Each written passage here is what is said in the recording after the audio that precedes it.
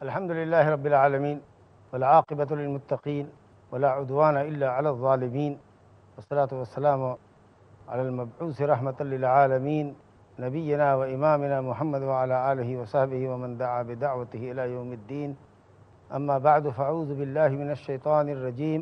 فلا أقسم بمواقع النجوم وإنه لقسم لو تعلمون عظيم إنه لقرآن كريم في كتاب مكنون لا يمسه إلا المطهرون تنزيل من رب العالمين أفبهذا الحديث أنتم مدهنون وتجعلون رزقكم أنكم تكذبون.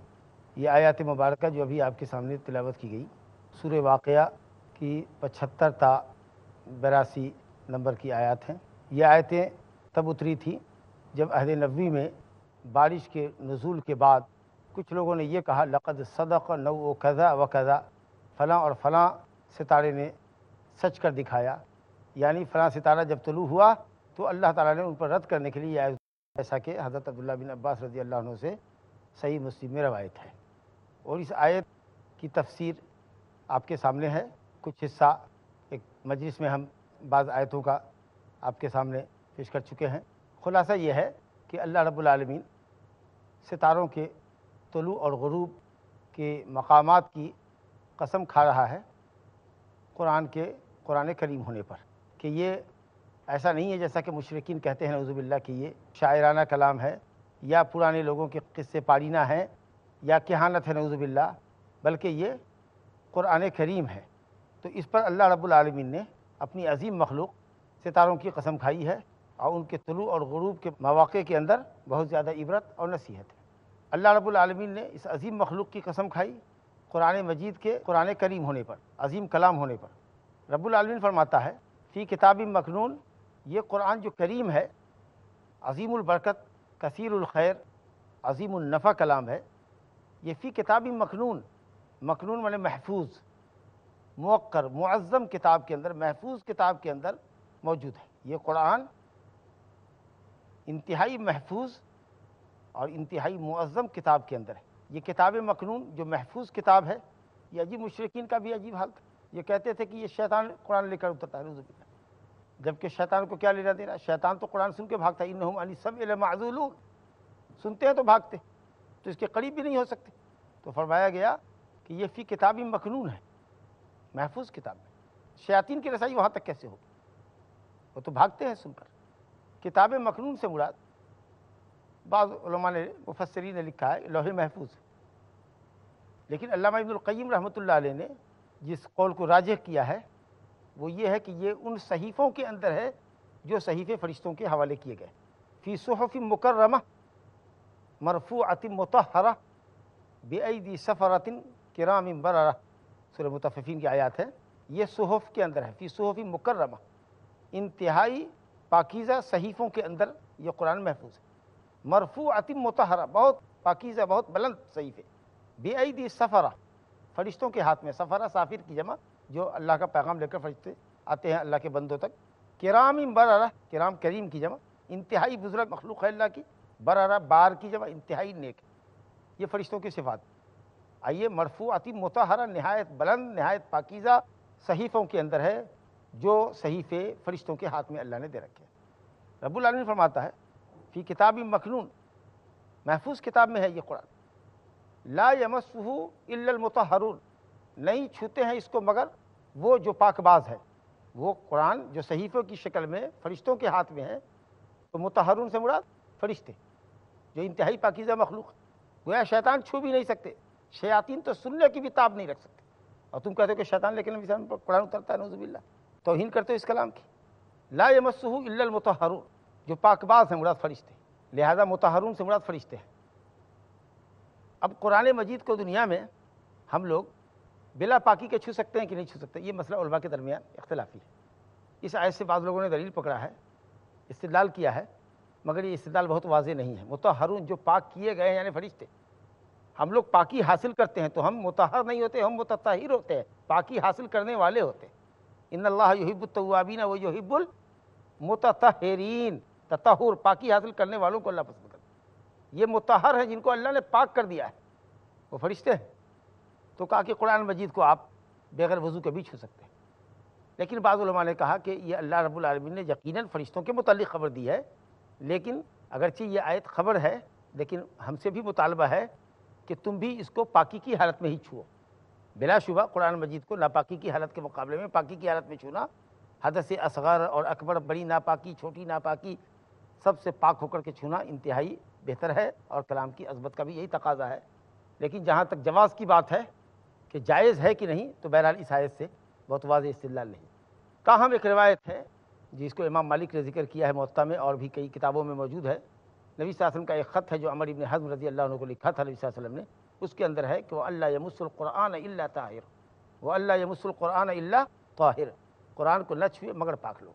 تو اس سے بعض علماء نے دلیل کیا ہے، حنابلہ نے، کہ قرآن مجید کو وضو کی حالت میں ہی چھونا چاہیے۔ ویسے پڑھنے کے لیے زبانی آپ پڑھ سکتے ہیں ناپاکی کی حالت میں بھی، لیکن مصحف شریف کو جو قرآن مجید و معرہ قرآن جس میں ترجمہ، حاشیہ، تفسیر وغیرہ نہیں ہو، تو ایسے قرآن کو پاکی کی حالت میں چھونا چاہیے۔ بعض علماء نے پاکی ضروری قرار دی ہے، اور بعض علماء نے کہا کہ نہیں، بلا وضو کے بھی قرآن کو چھو سکتے ہیں، واللہ اعلم۔ اس کے بعد اللہ تعالیٰ فرماتا ہے تنزیل من رب العالمین، یہ قرآن مجید نازل کردہ ہے رب العالمین کا، تنزیل ہے، اللہ کا کلام ہے، اللہ نے کلام فرمایا، وحی فرمائی، اور حضرت جبریل کے واسطے سے وحی بنا کر اس کو نبی صلی اللہ علیہ وسلم کے قلب مطہر پر اتارا۔ تنزیل ہے، نازل کردہ ہے، انتہائی واضح بات ہے کہ کوئی چیز اترتی ہے تو اوپر سے ہی نیچے اترے گی، نیچے سے اوپر شاید چڑھتی ہے، اترتی نہیں، اترنے والی چیز اوپر سے نیچے آتی ہے۔ تو رب العالمین کا نازل کرتا ہے، گویا رب العالمین اوپر ہے۔ اس سے رب العالمین کی علو ذات کا پتہ چلا کہ اللہ تعالیٰ اپنی ذات سے بھی اپنی تمام مخلوقات کے اوپر ہے، عرش کے اوپر ہے۔ سب سے مخلوق اوپر اللہ کا عرش، اور اس کے اوپر رب العالمین، یعنی جہاں کوئی مخلوق نہیں ہے سب مخلوق کے اوپر رب العالمین۔ تو اللہ کی ذات علو ہے، علی ذات ہے وہ، اللہ کی صفات بلند و بالا ہے، اللہ کا کلام بلند بالا ہے۔ اتنے اوپر سے رب العالمین نے نازل کیا۔ رب العالمین ہے، تمام جہان کا پالنے والا ہے، پوسنے والا ہے، ضروریات کو فراہم کرنے والا ہے۔ اللہ اکبر!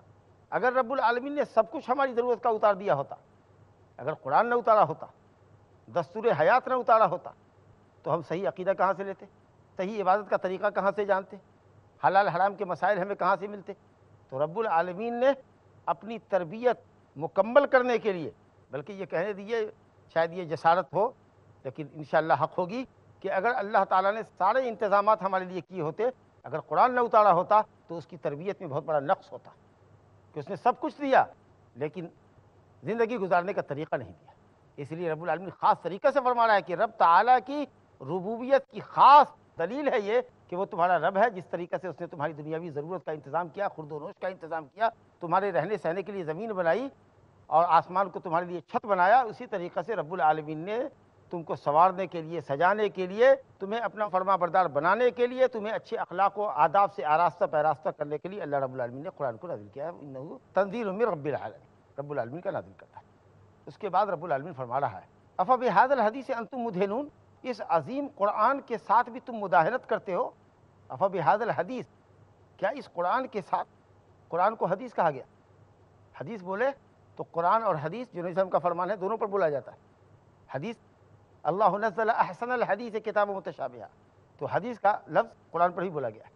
دیکھیے یہاں بھی یہی معنی ہے، افبہذا الحدیث، کیا اس حدیث کے ساتھ تم مداہنت کرتے ہو، سستی اور غفلت کا مظاہرہ کرتے ہو، بزدلی کا مظاہرہ کرتے ہو؟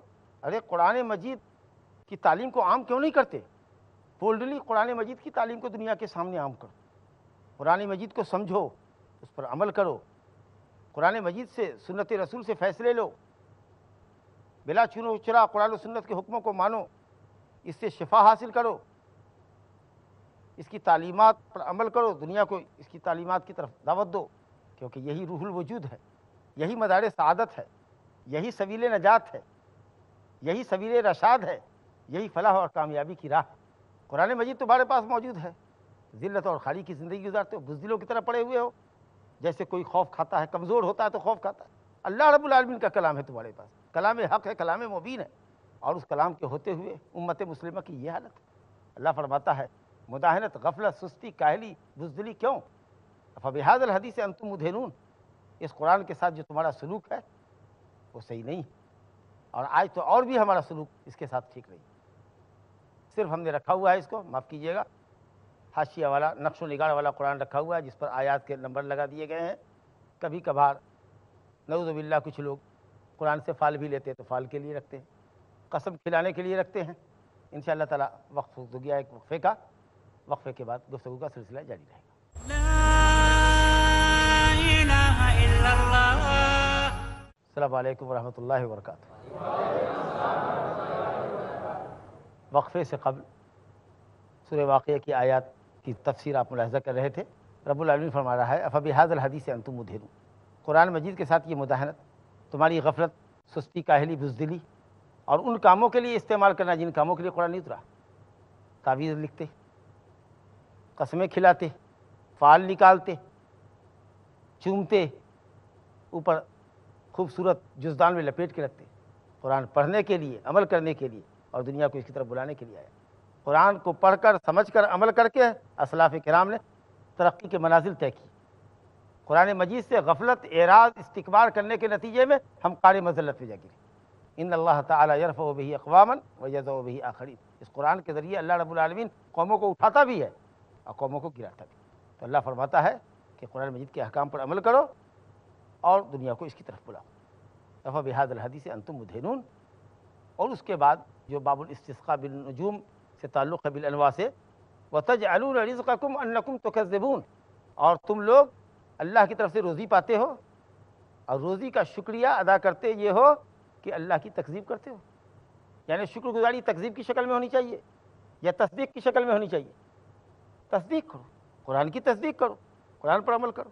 یا جیسا کہ آیت کا نزول اکثر مفسرین نے بتایا کہ رب العالمین بارش برسا کر، بارش اتار کر تمہارے لیے روزی کا سامان فرماتا ہے، انتظام فرماتا ہے، تو تم اس کی شکر گزاری کرو کہ اس کی نعمت کو اللہ کی طرف منسوب کرو، نہ کہ ستاروں کی طرف منسوب کر دو کہ فلاں ستارے کی وجہ سے لقد صدق نو کذا کذا، جیسا کہ عبداللہ بن عباس نے کہا لقد صدق نو کذا کذا۔ نبی صلی اللہ علیہ وسلم نے فرمایا، ابن عباس نے نبی صلی اللہ علیہ وسلم کی حدیث نقل کی کہ جن لوگوں نے کہا لقد صدق نو کذا و کذا، فلاں اور فلاں ستارے نے سچ کر دکھایا، یعنی بارش ستارے کے طلوع کے بعد ہوئی، اس پر رد کرنے کے لیے اللہ نے یہ آیت اتاری۔ تو اس کانٹیکسٹ میں اگر آیت کو دیکھیے تو زیادہ واضح تفسیر یہ آتی ہے کہ وَتَجْعَلُونَ رِزْقَكُمْ، تم لوگ روزی اللہ کی طرف سے پاتے ہو اور روزی کا شکریہ یوں ادا کرتے ہو کہ تم نعمت کی تکذیب کرتے ہو۔ بارش جو اللہ تعالیٰ کی عظیم نعمت ہے، اس عظیم نعمت کو اللہ کی طرف منسوب نہ کر کے ستاروں کی طرف منسوب کرتے ہو، یہ حد درجہ ناشکری ہے، نافرمانی ہے۔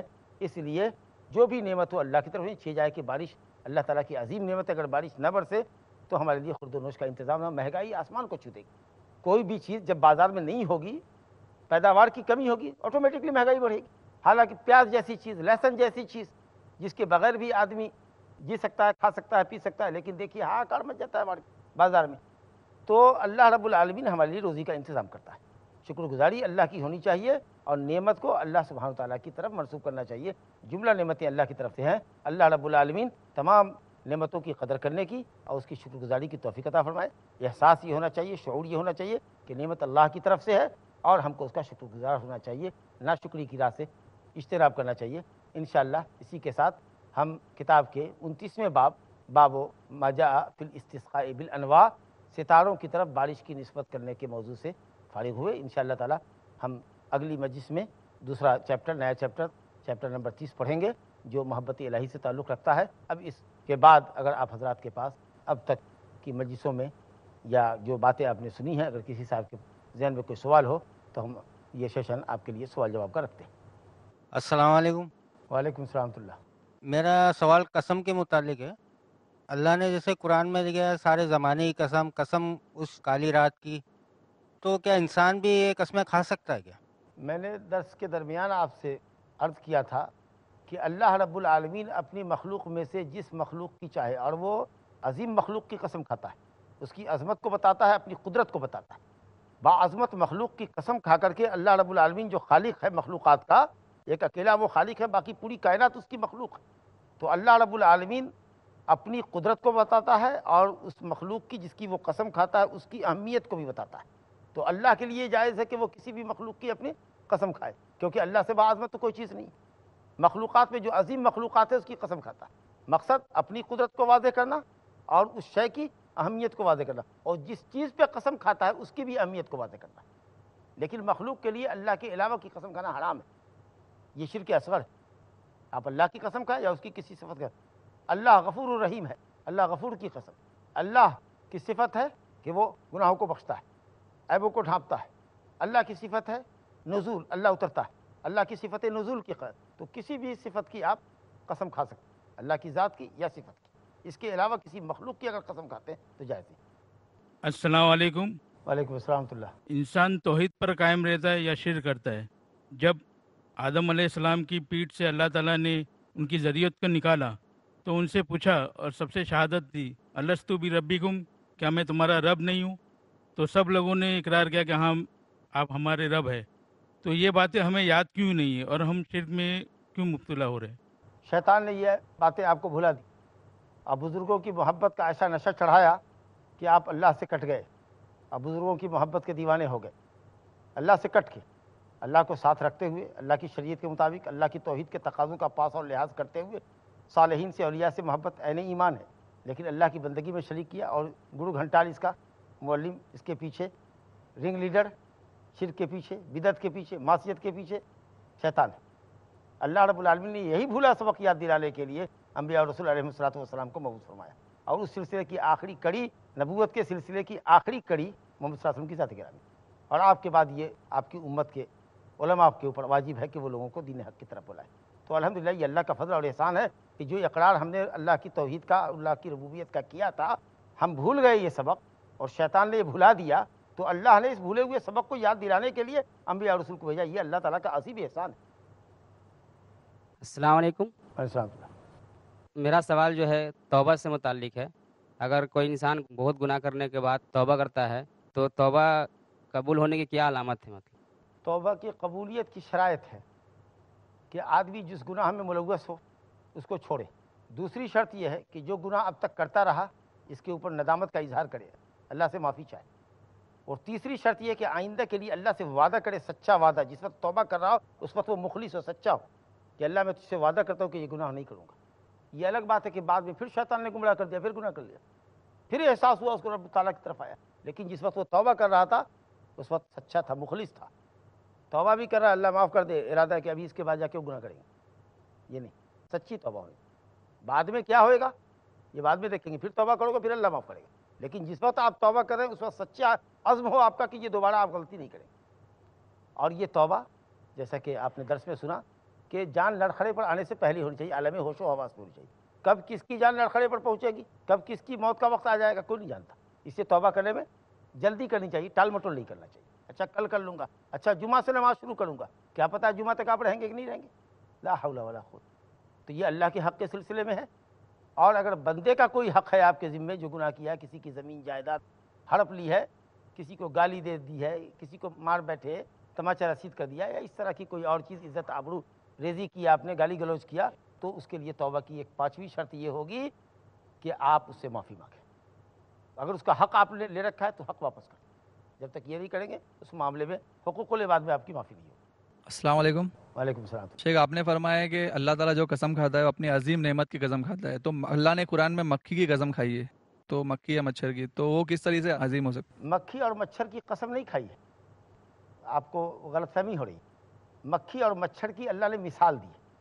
اب جو لوگ مشرک ہیں ان کے معبود تو مکھی سے بھی کمزور ہے نا، مکھی کو بھی بھگا نہیں سکتے، اور مکھی اور مچھر کے پر کے برابر بھی ان کے اندر کوئی صلاحیت، کوئی ملکیت نہیں ہے، کوئی قدرت نہیں۔ تو اللہ تعالیٰ نے انتہائی حقیر گھٹیا مخلوق کی مثال دی ہے ان کے لیے جو اللہ کی توحید کی راہ سے ہٹے۔ قسم نہیں کھائی اللہ جب بھی قسم کھاتا ہے اپنی کسی عظیم مخلوق کی قسم کھاتا ہے جو اس کی عظمت پر، اس کی قدرت پر اللہ تعالیٰ کی جلالت شان پر، اس کے مقام اور مرتبے پر دلالت کرتی ہوتی ہے، اور خود وہ مخلوق عظیم الشان ہوتی ہے۔ جی السلام علیکم شیخ۔ وعلیکم السلام۔ عام بارش کے دنوں میں لوگ جو ہے وہ نیوز چینل کو زیادہ دیکھتے ہیں، تو وہ جو انٹرپریٹیشن ہوتا ہے نیوز چینل والوں کا کہ آج بارش ہو سکتی ہے، یہ ہو سکتا ہے، تو اس کے مطابق ہم لوگ عمل کرتے ہیں۔ کیا یہ مطلب جائز ہے؟ کیونکہ ہم لوگ اس کی صداقت کرتے ہیں، اس کے جو بولتا ہے اس کو مان لیتے ہیں، تو کیا یہ ماننا ہمارے لیے سچ ہے؟ یہ بات آ چکی ہے ہمارے درس میں کہ جو چیز محسوس کی جاتی ہو، جس چیز کو علم کے ذریعے پہچانا جا سکتا ہو، جس چیز کی ظاہری باہری علامتیں ہوتی ہیں، مشینوں کے ذریعے بادلوں کے اٹھنے کا، ہواؤں کے دباؤ کا، اور بارش کے برسنے کا امکان ہوتا ہے، اور یہ جو لوگ اس طرح کی پیشن گوئیاں کرتے ہیں وہ یہ کہتے ہیں کہ ایسا امید ہے، انومان ہے، اندازہ ہے، تخمینہ ہے کہ بارش ہوگی، بارش ہونے کے امکانات، وہ ایسا بولتے ہیں۔ یہ نہیں کہتے بارش ہوگی ہی، اور اتنی بارش بھی ہوگی، یہ بھی کہتے اتنا ملی میٹر ہوگی، لیکن اندازہ ہوتا ہے۔ تو آپ عمل نہ صدقنا نہ کریں، بس یہ کہ ان کا اندازہ ہے، مشینیں غلط بھی ہو سکتی ہے۔ کبھی کبھی وہ پیشن گوئیاں کرتے ہیں خوب زوروں کی بارش ہوگی، گرج ہوگی، یہ ہوگی، وہ طوفانی بارش ہوگی، سب لوگ الرٹ ہو گئے، پہلے سے محفوظ مقام پر چلے گئے، معلوم ہوا ایک بوند بھی نہیں ہوا۔ تو اس لیے عملنا صدقتا تو نہیں مان سکتے، لیکن اگر وہ اس طریقے سے موسم کی خبر دیتے ہیں تو یہ دعویٰ علم غیب نہیں ہے، وہ مشینوں کے ذریعے، آثار و قرائن کے ذریعے یہ ایک چیز محسوس کی جانے والی ہے، جانی جانے والی ہے، تو آپ اس کو محسوس کر سکتے ہیں۔ لہٰذا یہ دعویٰ علم غیب نہیں ہے، اور وہ بھی ایک اندازہ ہے، وہ کنفرم نہیں ہے، 100% شیورٹی نہیں ہے ان کے یہاں۔ تو آپ بھی اس کے اوپر 100% نہ ہو، من باب الاحتیاط آپ اگر رکتے ہیں تو رک جاتے ہیں، ورنہ آپ چلیے پھر جہاں جو ہوگا وہ کریں گے۔ اگر آپ رکتے ہیں تو کوئی حرج نہیں ہے، آپ کی ایمان میں یہ کوئی کمزوری کی بات نہیں ہوگی، لیکن بہرحال ان کی یہ پیشن گوئی یہ شرک کے دائرے میں نہیں آتی، یا یہ غیب دانی کا دعویٰ نہیں ہے۔